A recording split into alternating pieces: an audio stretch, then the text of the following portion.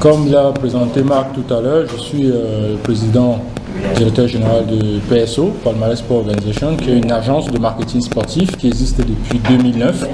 Elle a un détachement de l'agence de publicité FCB Palmarès. Nous développons nos activités ici en Afrique de plus en plus avec un bureau ici à Douala. On a ouvert un bureau à Casablanca en 2018 et à Kigali en 2019.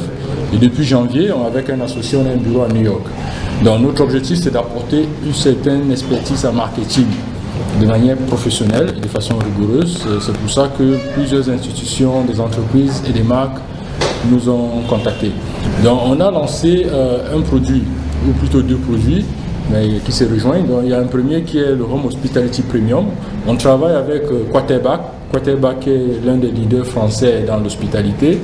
Pour quelques illustrations, Quarterback est l'agence qui s'occupe de l'hospitalité de Roland Garros depuis plus de 25 ans.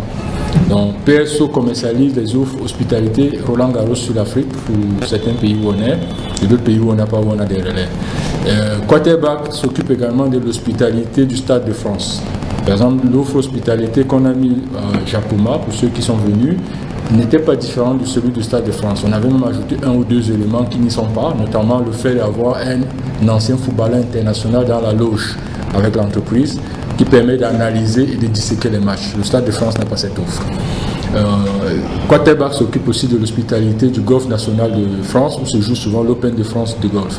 Donc c'est un partenaire mondial qui est assez rompu, auprès de qui on s'est frotté longtemps pour acquérir de l'expérience et on a pu donc implémenter cette expérience déjà lors du CHAN auprès des clients assez rigoureux qui connaissent ce que c'est que l'hospitalité, comme la CAF, comme Total France, comme MTN, comme Wafa Assurance, qui eux ont eu à déjà offrir, le directeur de Wafa Assurance Cameroun a eu à expérimenter l'hospitalité au Maroc lors des 2 Coupes du Monde de clubs qui se sont tenues au Maroc.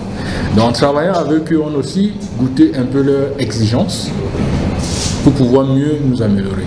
Donc dans ces cadres, on a rencontré le président de la FIF avec qui a plus de 3000 membres en Europe et où on a trouvé un intérêt de faire un mariage pour pouvoir développer cette offre hospitalité sur la Coupe d'Afrique et sur l'Afro-Basket au Rwanda où on est. Donc c'est une offre de 360 degrés, c'est une certaine cible de consommateurs de sport assez différent et assez exigeant, donc à qui on apporte toute une offre qui va jusqu'à la conciergerie.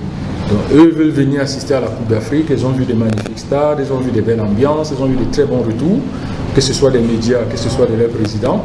Ils sont vraiment intéressés à venir assister à la Coupe d'Afrique. Donc nous, on doit pouvoir les apporter ces services-là de manière à ce qu'ils puissent repartir avec de bons souvenirs. C'est un type de visiteur assez particulier puisqu'ils ont un pouvoir d'achat. C'est un certain type de tourisme sport et business que le Cameroun devrait commencer à s'y habituer. Donc on compte donc capter cette cible ici pendant la Coupe d'Afrique, au Rwanda pendant l'Afro-Basket. C'est une offre 360 degrés, c'est-à-dire quand ils entrent chez PSO avec la FIF, ils ont droit déjà à leur ticket transport, l'hébergement, les tickets en espace VIP, ou bien ils ont droit à une loge privatisée, que ce soit à Japoma ou au stade Olembe qui présente plusieurs loges. Par exemple, le Kigali Arena où va se jouer l'Afro-Basket, c'est une arène de 10 000 places avec 13 loges. Donc il y a de quoi pouvoir satisfaire ce type de clients. Ils ont droit aussi à la visite des sites les jours de non-match. Ils ont droit également à une conciergerie. Donc quand ils sont là, s'ils ont un problème de vêtements à donner au pressing et s'ils ne posent pas les questions, il y a une conciergerie qui va les accompagner. La deuxième plateforme, c'est l'African Business Sport Club, qui est une plateforme de business d'affaires autour du sport. Il faut que l'Afrique commence de plus en plus à s'habituer à ce qu'on appelle le business du sport et même surtout du soft power. C'est-à-dire on a des belles compétitions qu'on organise, on a des magnifiques sportifs qui peuvent attirer le public, mais le problème c'est que très souvent certains pays en Afrique ne tirent pas bénéfice de cela pour développer du business. On a eu un magnifique sportif au Cameroun qui est Samuel Eto'o. Mais j'ai toujours été surpris que ce soit le JICAM ou la Chambre de commerce n'ait jamais organisé une démarche commerciale, peut-être vers la Chambre de commerce de Milan, ou la Chambre de commerce d'Istanbul, etc. C'est-à-dire, autour des matchs de Lyon, autour des grandes compétitions, on peut réunir des hommes d'affaires. Et quand ces hommes d'affaires viennent et qu'ils s'en vont, et laissent des partenariats qui peuvent créer de l'emploi. Si demain, après la CAN, on a fait venir des hommes d'affaires, que ce soit des Africains qui vivent en Europe ou bien des Européens, parce qu'on a des contacts déjà en Italie par exemple, qui viennent au Cameroun, et que dans 6 mois, dans 1 an, on a laissé une usine ou une entreprise qui emploie 100 ou 1000 Camerounais, ça serait ça un des gains de la Coupe d'Afrique qu'on aurait eu. Donc la plateforme Africa Sport Business Club, l'idée c'est de réunir chaque fois qu'il y a un grand événement en Afrique, des hommes d'affaires qui ont pour passion le sport, qui ont pour passion l'Afrique, mais qui aussi ont pour passion le business. Donc en quintessence, c'est un peu mon propos, et après je pourrai répondre à vos questions. Je vous remercie. Merci.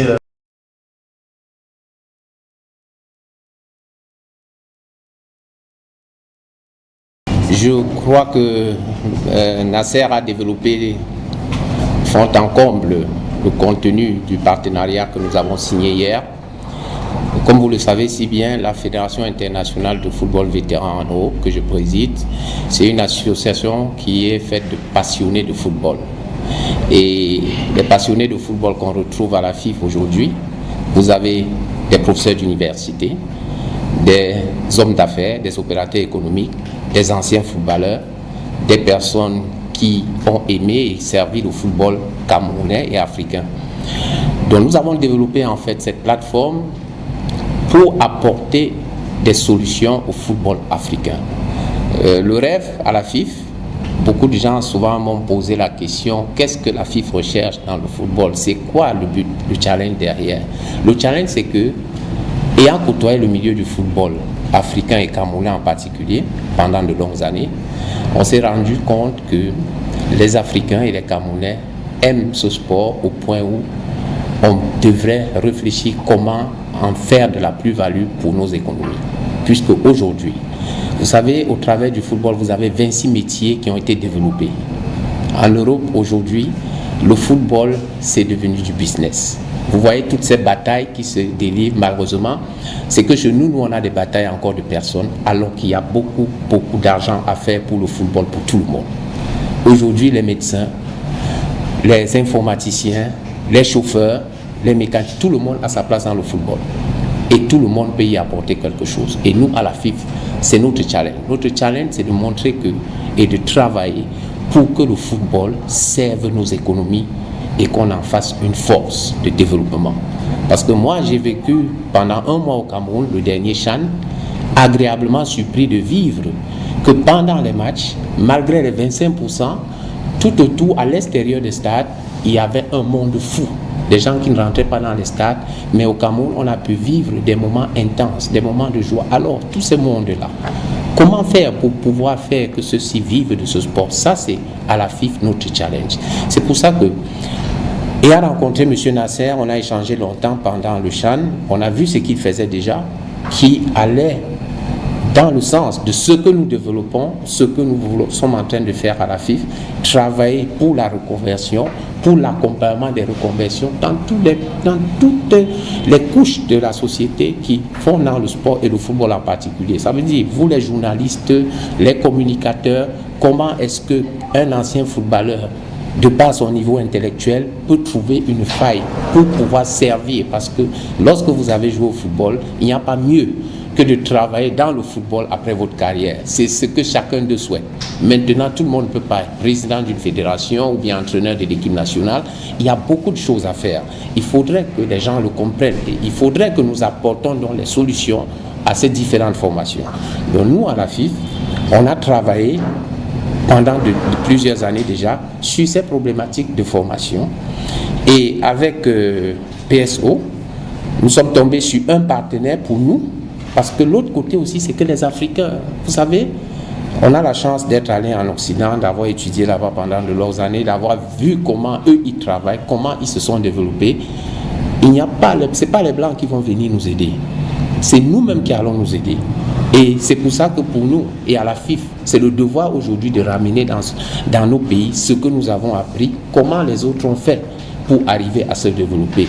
Et les partenariats entre Africains, entre personnes qui pensent développement, industrie, pour nous c'est l'idéal. Donc le PSO, pour nous, on a trouvé en PSO le partenaire idéal pour accentuer. Parce que là, au Cameroun, par exemple, le premier projet, on a parlé de l'afro-basket. Pourquoi même l'afro-basket? Beaucoup seront surpris. Pourquoi la FIF qui parle football et à l'afro-basket? C'est la question. L'afro-basket, pourquoi? Parce que la CAN, c'est dans 10 mois au Cameroun. Alors, nous, le challenge, c'est quoi? C'est de faire du marketing pour que les gens viennent au Cameroun vivre la CAN.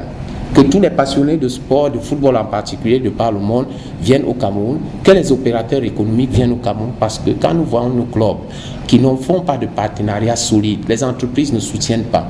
Ça, c'est le challenge. Nous, on veut contribuer au développement de ce football-là. C'est pour ça qu'il faudrait que ce soit clair. Aujourd'hui, la FIF n'est pas là pour un intérêt quelconque. La FIF pense football industrie. Donc, nous travaillons pour industrialiser le football camerounais et africain.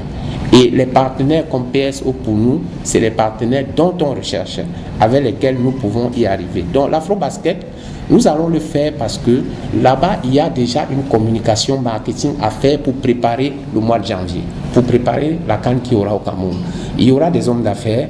Vous savez, le Rwanda, on ne le présente plus comme un pays aujourd'hui qui ouvre beaucoup d'opportunités. Donc, les hommes d'affaires y vont.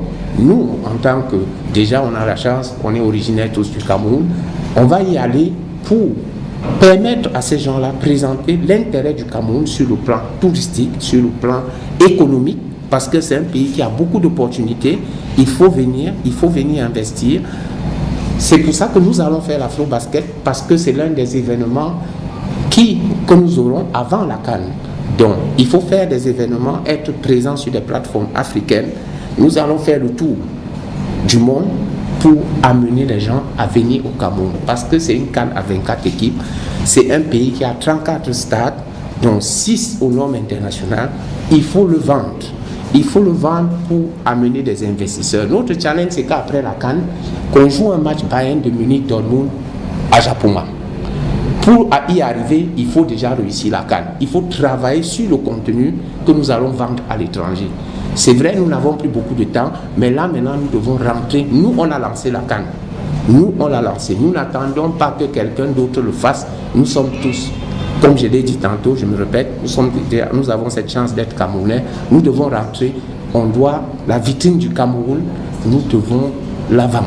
Nous devons vendre ce pays et il y a du contenu, il y a des hommes pour y arriver. Donc, c'est pour ça pour nous que, avec PSO, on a vu que PSO travaillait déjà dans cette logique. On s'est dit, pourquoi pas, on va faire ce que nous voulons faire, que nous avons toujours rêvé de faire. C'est le partenaire idéal.